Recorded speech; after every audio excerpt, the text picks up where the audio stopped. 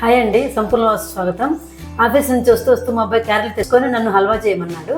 నేను చేయకపోయేటప్పటికి ఇంకా తనే చేసుకుందామని చెప్పి నేను వంట ఇంట్లో ఏదో చేస్తున్నట్టున్నాడు. సౌండ్లు వస్తున్నాయి.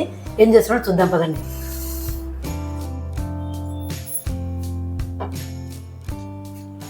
ఏంటమ్మా నేను చేసుకుంటుంటే కూడా వీడియోలు తీస్తున్నావా?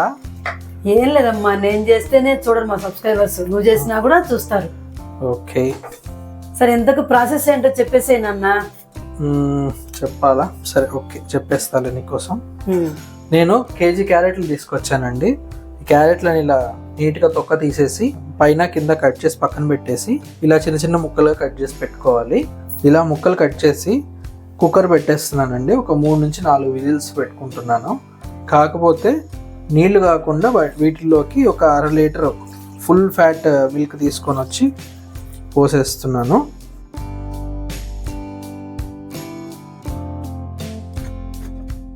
ఓహో, చాలా బీభత్సంగా వచ్చిందండి. ఒకసారి చూడండి ఎలా అయిపోయిందో.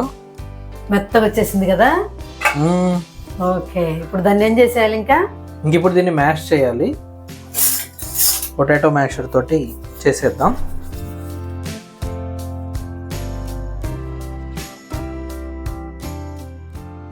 స్టవ్ మీద బాండీ పెట్టేసుకున్నాను.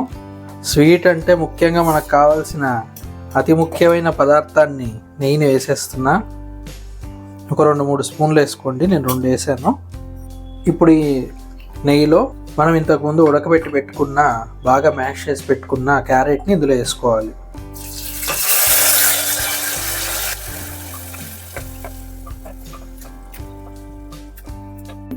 ఇక్కడ నేను కేజీ క్యారెట్లు తీసుకున్నాను, 1/2 లీటర్ పాలు తీసుకున్నాను. ఇది ఇంచుమించు ఒక 350 నుంచి 400 గ్రాముల మధ్యలో చక్కెర తీసుకున్నాను.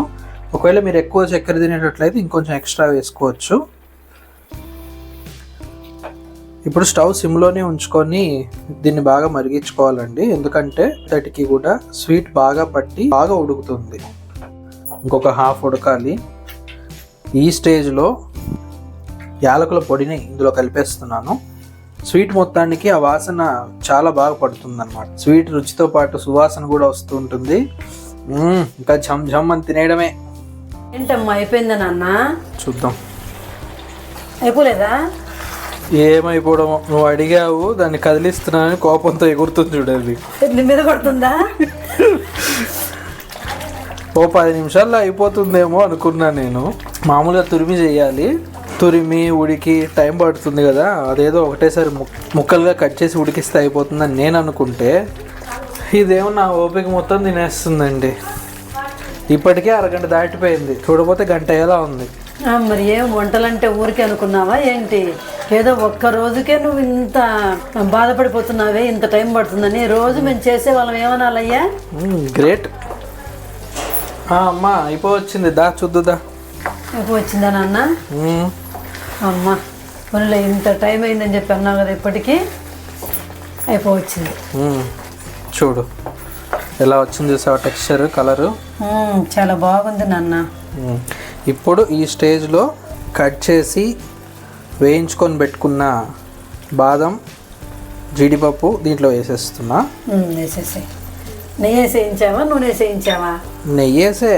నూనె వేస్తే బాగుండదు కదా. నెయ్యిని సూపర్ ఫుడ్ అంటారు. మరి అలాంటప్పుడు ఇలాంటి వాటిలో కూడా తినకపోతే ఎలా నెయ్యిని? కాబట్టి కంపల్సరీగా నెయ్యి వేసుకొని చేసుకోవాలి.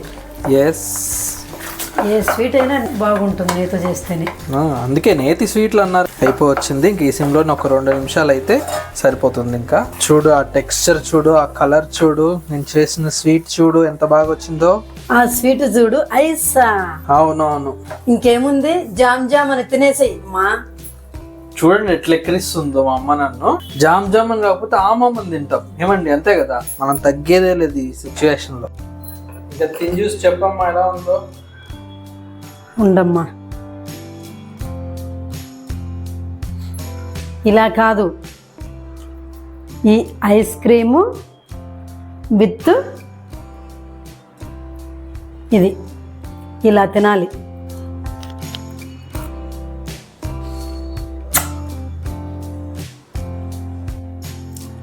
చాలా సూపర్గా చేశాడండి మా అబ్బాయి. నేను ఎంత సూపర్గా చేస్తాడని చెప్పి అనుకోలేదు. ఎంత బాగుందంటే తింటుంటే చాలా టేస్టీగా ఉందండి. ఒట్టి హల్వా తినేదానికన్నా ఐస్ క్రీమ్ పెట్టుకొని తింటే చాలా టేస్టీగా ఉంది. నేను ఒట్టి హల్వానే తిందాం అనుకున్నాను. మా కోడలు అలా కాదు అత్తమ్మ, ఐస్ క్రీము విత్ హల్వా తింటే చాలా టేస్టీగా ఉంటుంది చెప్పింది. సరే తెప్పించాను మా అబ్బాయితోటి. సూపర్ అండి, మీరు కూడా ఇలా ట్రై చేయండి. ఎప్పుడు మా అబ్బాయి ఈ డ్యూటీ చేసేవాడు, నేను మా అబ్బాయి డ్యూటీ చేస్తున్నాను, మా అబ్బాయి నా డ్యూటీ చేశాడండి. చాలా టేస్టీగా ఉందండి, అదరహో.